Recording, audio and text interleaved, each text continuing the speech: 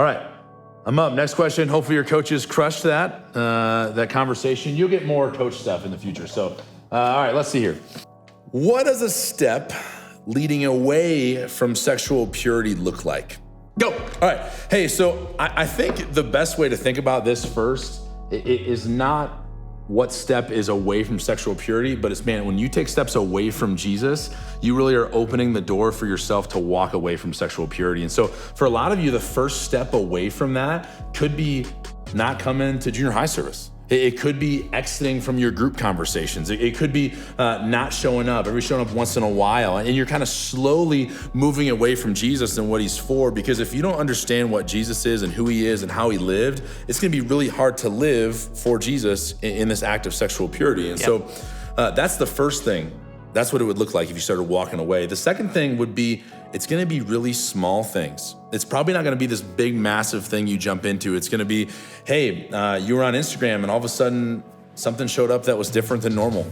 Or hey, you're watching Netflix at night and hey, like that's a show I normally am not allowed to watch, but my parents aren't here, so like it's not the end of the world. I'll just check this out tonight. Or hey, maybe I'm watching music videos on YouTube and this music video led to this one and this one and this one, and now I'm just in a place that it's lowered my standards a little bit. And those small little decisions, I think if you're not careful, could set you up when you jump into a relationship with someone to have lower boundaries for what biblical sexual purity really should look like. Break. Oh, what'd I do? Holy cow.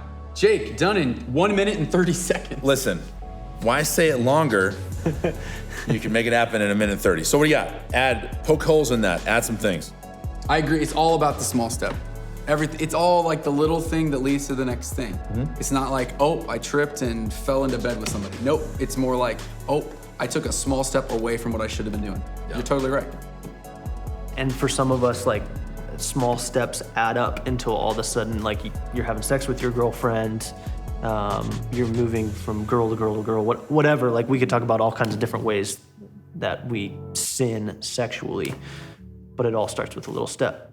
Yeah, and probably there's a lot of people who are like actually afraid to have those discussions because they feel like they're not safe. Mm-hmm. But this is actually like the safest place to have them, because like the coaches, they want to have those great conversations. They want to help.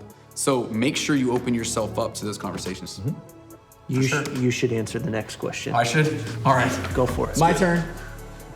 I hope it's a good one. Oh, I'm taking a pass on this one. We're gonna play a game right now. This is a random card. Oh, what?